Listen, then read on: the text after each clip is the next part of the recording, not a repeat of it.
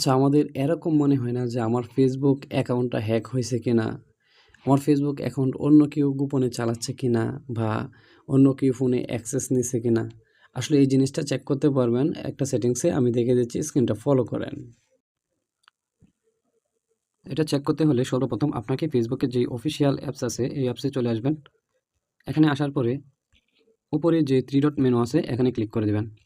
Click করার পরে এখান থেকে উপরে যে সেটিংস অপশনটা আছে আইকনটা, সেই সেটিংস আইকনে ক্লিক করে দেবেন।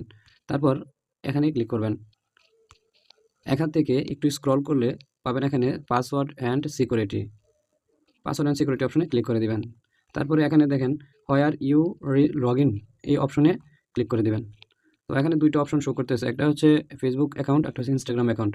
তো আপনি ফেসবুক অ্যাকাউন্ট চেক করার ক্ষেত্রে আপনি এখান থেকে ফেসবুকে ক্লিক করে দেবেন। দেন এখান থেকে একটা জিনিস খেয়াল করেন, এখানে দেখেন ভিভো Y17s, এটা হচ্ছে একটা ফোন, আরেকটা ফোন হচ্ছে রিয়েলমি C67। এখানে কিন্তু দুইটা ফোনে লগ ইন দেখাচ্ছে।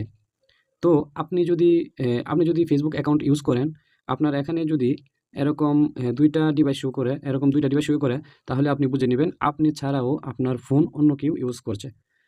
আপনার অজান্তে অন্য কেউ আপনার ফোন ইউজ করছে।